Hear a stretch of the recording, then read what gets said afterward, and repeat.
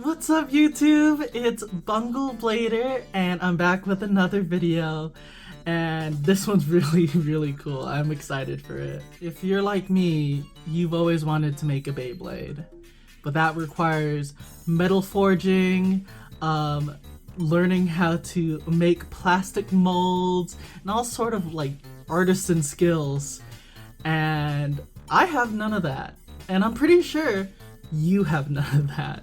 And if you do, fucking congrats, I'm so jealous. But what I do have is a hardware store and money that I should be saving for rent, but I'm gonna be using it to make a Beyblade, and not just any Beyblade, a self-spinning Beyblade. This was inspired by a video I saw from Zankier, and also Left Spin Bays made his own Beyblade, and I was like, that's so fucking cool, and I just want to make one, right? But the thing is, to make a Beyblade requires so much skills and logistics and stuff. You need to learn how to forge metal, or at least pour it, have plastic molds or a 3D printer, and if you're like me, you have fucking none of that. But what you do have is a hardware store and money you should be saving for rent. But we're not gonna use it for rent. We're gonna use it for Beyblades, because that's what life's all about, right? So in saying that, I have made my own self-spinning Beyblade. But the thing about this channel is that it's not that polished. You know, this is BungleBlader. This is where you bungle things, and you know, I'm not gonna be caught up with standards of like how a Beyblade should be. I'm more of a concept girly, so I have the self-spinning Beyblade. I call it Bungle Drake, and it's pretty cool. I had so much fun making this, and I'm gonna go ahead and show you guys the process so you can make it at home. Like, it only cost me like, what, $20? So if you got $20 lying around, and sometime in super glue, you can definitely make one of these. Make your own Bungle Drake! Today we're going to be working on making this proto launcher into a self-launching Beyblade, and what I am going to do to try to add metal to this is add some of these steel weights that you use for like wheels, or like if you're in Boy Scouts, you'd use them for like a wooden car derby thing. So I figured this is an easy way to stick them on and see if this is plausible. I'm still debating on how to construct it. But in order to make it a Beyblade, we're going to have to clip off these prongs. That way we can glue the underside of one of the Beyblades right here and make it so that you can add whatever ratchet and tip and system, you know, anything like that. And it's really easy if you get these AliExpress fake ones. As you can see, it's not the highest quality anything. It's actually kind of a cheap copy, but that makes it good because we could just take it apart and, you know, mess around with it and not feel too guilty for what we're doing. So the first thing we got to do is unscrew this backside. All right, there we go. It's unscrewed, and we just go ahead and take this off. And this is what the underside of the top of the Beyblade looks like. You go ahead and take off this plastic, take off the bit beast, or whatever they call it, and now we are left with this little number. And what we're going to be doing is clipping these prongs, gluing on this, and essentially we should have a blade ready. I think I am gonna have to clip off some of this top part just because it's too tall. I don't think our Beyblade should be too tall, given the fact that it's, well, barely, it's gonna be one of the taller ones for sure. So I'm gonna go ahead and do that, and you can see the aftermath. Alright, so I went ahead and clipped the prongs off of the proto launcher, as well as took off the underside, and as you can see here, this is what we're left with, that we're gonna glue right to the underside of the proto launcher. That way we can switch out ratchets and everything and make sure that this is functional as a Beyblade.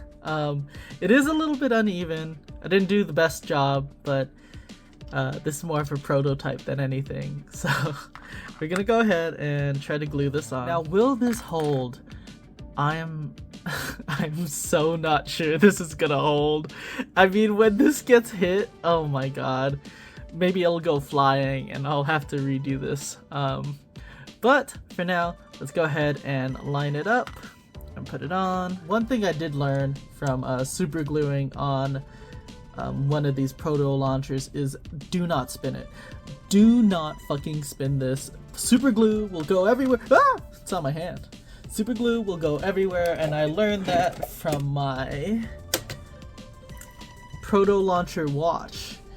My watcher launcher, sort of. It's more of like, this is an actual watch. I had a broken little locket here, and I figured why not just turn it into one of the things I could put around my wrist, and you could just let it rip, and there you go, yay! So anyways, don't spin it. No matter how fun it seems, you're gonna get super glue all over your skin, and it does not come off easy. I'll let you know that for free. And here's where I made a crucial mistake. I started adding weights to the top of the launcher because I was like, it's a Beyblade, you know, it needs metal on top. But unfortunately, it didn't play out the way I wanted to, and you're gonna see it in the arena when we test it out right here. You know, I just slipped my mind that, oh shit, yeah, you need weight on the bottom, because that's the part that gets the spin, that's the part that gets centrifugal force, that's the part that makes it a Beyblade, you know? So I go ahead and add some weights to the ratchet itself. I added some tape just to keep it together, and I learned that, you know, the weight on the top is affecting it. So I had to take that off, and here we are.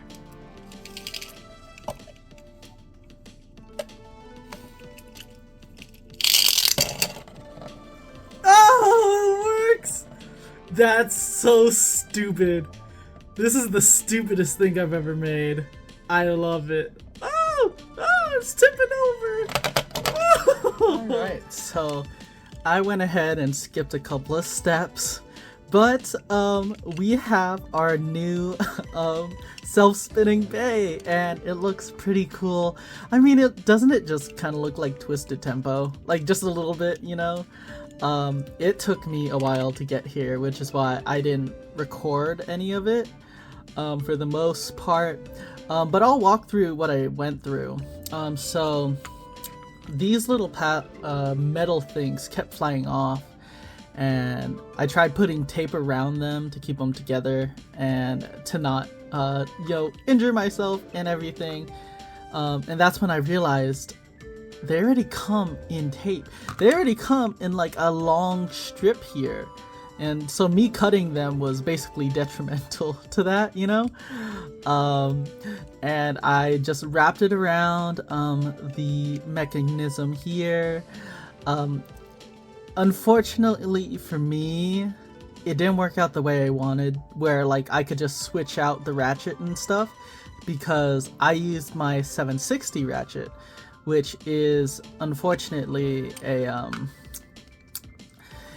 it was a bad ratchet. I got it from Dre sale and stuff, and I basically sacrificed this ratchet. It's not super glued or anything, so I could like take it off at any time, but I did this because it was really prone bursty, and I figured it's already a circle, and these things come with 8 little metal indents, And what's similar to that is my 7. You know, I tried it with the 9, but it didn't fit as well. I did go ahead and super glue the end here, or was it here? One of the where it meets and stuff, because I thought it would be important to make sure that's not a weak point and everything. That way it doesn't go flying. I had a lot of tests where this whole middle strip would just come off and go flying. So I figured I'm gonna cut the prototype here. This is enough for me, at least for the first video of making a self-spinning bay. Eventually I'd love to put the mechanism inside the Beyblade itself, but for now, oh shit. For now, this is what we got. And on the top, we have Bungle Drake. And I could only get the sticker because I super glued the plastic to the metal. So it didn't, unfortunately, come off. I tried acetone and soaking it and scraping it off, but I just couldn't get a good angle and everything. But yeah, so this, you just put it on, you give it a little twist, lock it in place, and you add in your tip. Also, I do know that I probably could have gotten the same effect here by just gluing a Beyblade to the actual like prongs on the underside, and it would have saved me a lot of trouble and stuff. So this isn't the most advanced build or anything. In fact, it's pretty bungle if you ask me, but that fits for Bungle Drake, you know? And I mean, I learned so much by doing this, and I think that's what's important. It's important to learn where you went wrong, and like, for me, it was adding the weight to the top, because why the fuck would weight on the top affect the spin on the bottom, you know? But even though I could have done this the easy way and called it quits, I'm glad I did it the hard way, because, I mean, if you don't do things the hard way, how are you gonna learn? Maybe if you pay attention in school. But I think it's pretty cool that we made this. It gives me an idea for, like, a bay I can make at home. Maybe I'll use wood instead and, like, put little indents for the prongs to go into. But for now, let's go ahead and test it out. I haven't tested it at all. Whee! Yes! Oh, fuck, I'm so glad this is working. You have no idea how many times I've done this, and it just goes fuck all. And as you can see, it's pretty fucking stable right here. And it's just, the idea of a self-spinning bay is kind of useless, but I think it's a fun novelty, especially since I learned so much making this. And it has pretty good stamina. I didn't spin it too long, and it's starting to come down now. So all that's left is to test it in the stadium, and also to battle it. And here we have Bungle Drake 760 Glide in its full form, finally. And you see it has a little bit of a wobble, like it's drunk. I think that might be glide, or maybe the balance of the top itself.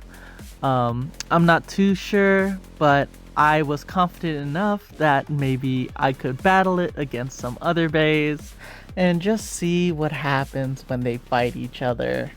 But before I got to that point, unfortunately for me, I came across a lot of bungle moments, a lot of hard prototype lessons. If you try to spin it too fast, it will break. And that's because of the adhesive material as well as the flimsiness of the construction itself. So what I did was add a new layer of metal and try to keep it together with some medical tape. And here we have Wizard Rod versus Bungle Drake, and it's not even a contest really. I thought the weight would help, but it's about a lot more than that in Beyblade. It's about the shape, it's about the balance, and unfortunately Bungle Drake is not balanced. So we're putting him against Transer. That's my Dronzer's name. and it's one of my weakest bays, so I thought maybe the weight difference would make a difference, you know? But as you can see, it just can't handle it. And unless you're using a 3D printer or some machine, or you're just really accurate, a regular Beyblade is just always gonna win. But here, you can see that Transfer gets pitted, and even though Bungle Drake does spin out first, I think there's pit priority or something? I don't know! And moving up from Bungle Drake's win, we have Stock Driger, and it just can't compete. It's unfortunately just keeps getting knocked around, and I thought that adding Hexa might be good. It's a little bit taller, might give it more balance and allow it to get hit, but it just doesn't have the stamina. And since it has terrible stamina, I thought maybe against Dragoon it could last a bit better because of the spin steal, which is spin equalization, but unfortunately it just didn't work right. I think it's because Bungle Drake is the heavier Beyblade, as well as Dragoon's just a pretty attack type. And since it's a Bungle Drake, I decided to recreate an anime type of thing and put it against Drawn Sword, which is Jackson's Bey in the anime. I also switched out Hexa for Taper to hopefully add a little bit more of a dynamic here, but unfortunately Bungle Drake just couldn't beat Drawn Sword. And we have the last battle, which unfortunately ended in a burst. I guess that counts. I don't know what happened. I slowed down the footage, but I think it was just centrifugal force. I thought it would be cool if Drawn Sword just hit it and it bursted. Maybe it was a mix, but this prototype is over. And so ends Bungle Drake's run. As with the other videos, I ran into my fair share of bungle moments. It just wouldn't spin right, and it exploded. It just really hurt, you know? And I was in pain, and I broke my handle here. The plastic itself pulled off, and that's what happens when you use cheap materials. And then Bungle Drake just had to burst here.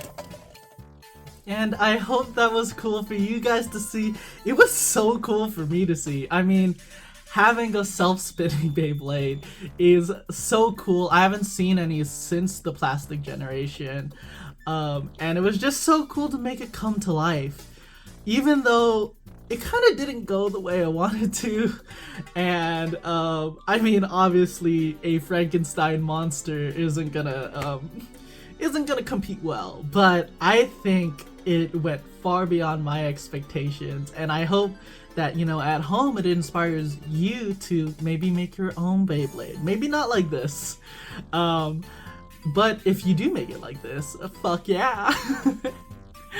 But yeah, this channel is all about creativity, and if you guys have any suggestions or, you know, want to share anything that you made and maybe I could make it, like, I would love that. So go ahead and comment and like and subscribe if you want to see more Beyblade craft stuff. I plan on making way more videos and everything, although this is probably the last one that's happening in this room. I'm moving away, so maybe you might see my dog in the next video. And remember, it doesn't matter how many times you bungle something over and over again. What matters is that you have fun. So keep blading. Bye bye.